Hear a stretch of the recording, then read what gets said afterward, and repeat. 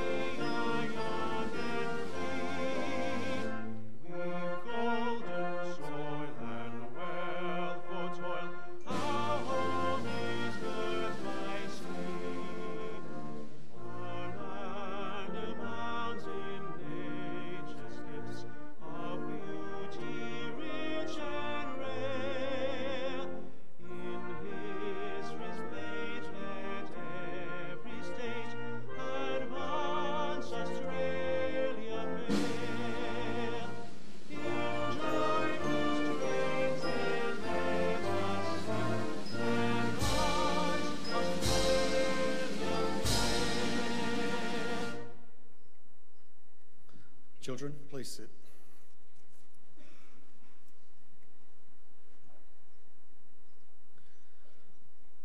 The Australian War Memorial was the vision of Charles Bean, Australia's First World War official historian. Bean landed with the Australian troops on Gallipoli and stayed with them at the front through to the end of the war. The idea of this national memorial and museum came to him at Pozières, France, in the depths of the bloody fighting of 1916. Bean's idea was that this would be a place where families and friends could mourn their loved ones buried in faraway places. It would also be a place that could help all Australians understand what these men and women had endured and what they had done for us. Bean's vision, to which we remain true, is best expressed as inscribed in the entrance to the memorial's galleries. Here is their spirit, in the heart of the land they loved, and here we guard the record which they themselves made. Tonight, we will read the story behind just one of those on the Roll of Honour, which lists the names of more than 102,000 men and women who have given their lives for us in war and operations for more than a century. But first, we present a lament, Flowers of the Forest. Wreaths or floral tributes will now be laid at the base of the Pool of Reflection.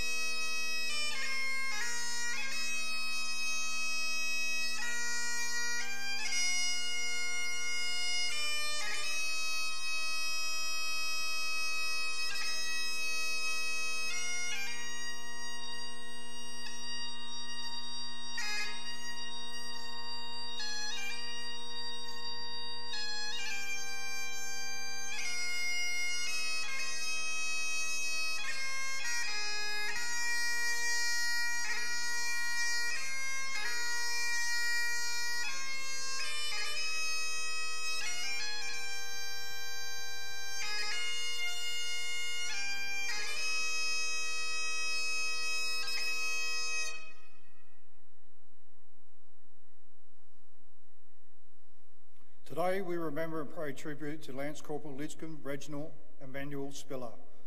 Liscombe Spiller was born in Mitcham, Adelaide on the 28th of August 1896 to Frank and Frances Spiller.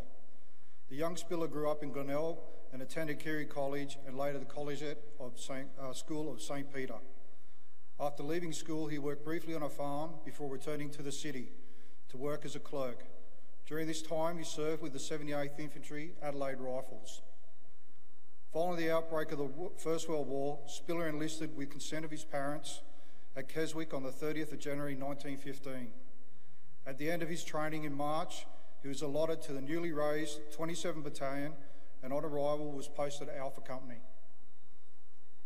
In early May, Spiller was promoted to Lance Corporal before embarking with the 27th Battalion from Adelaide's Outer Harbour aboard the transport ship Geelong, bound for Egypt and arriving in July.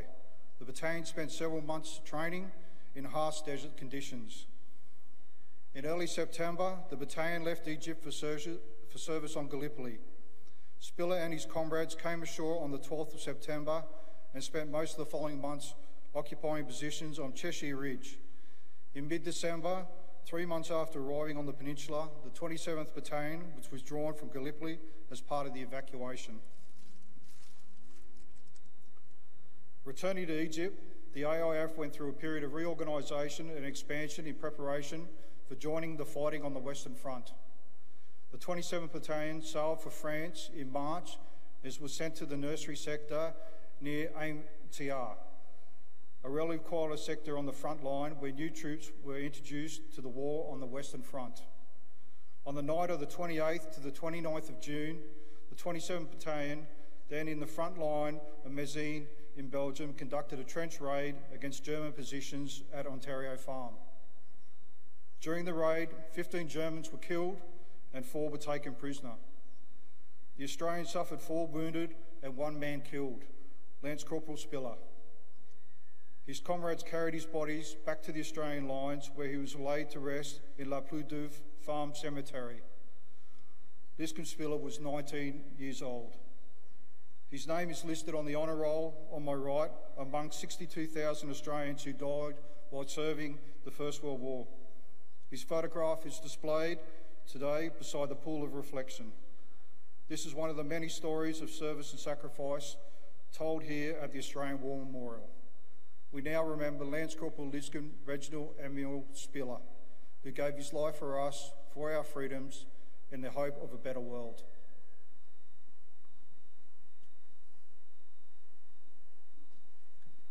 Please stand for the ode and the sounding of the last post.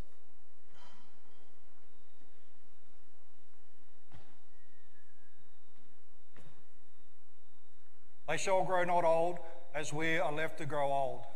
Age will not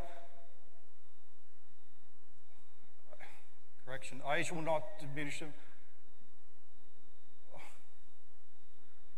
nor years condemn. At the going down of the sun and in the morning, we will remember them.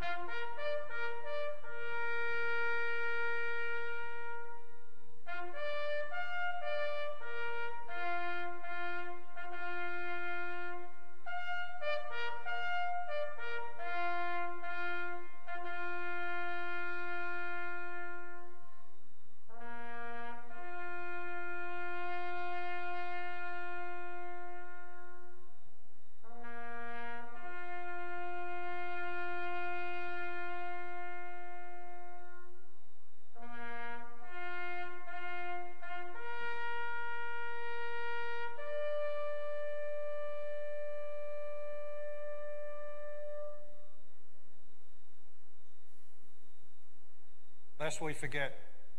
Lest we forget.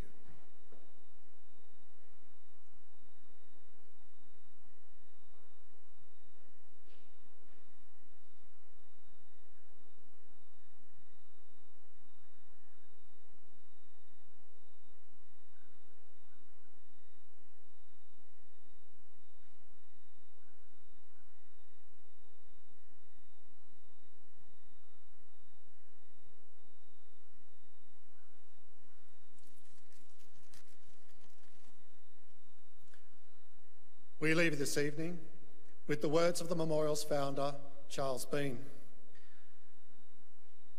Many a man lying out there at Pozières or in the low scrub at Gallipoli, with his poor, tired senses barely working through the fever of his brain, has thought in his last moments, well, it's over.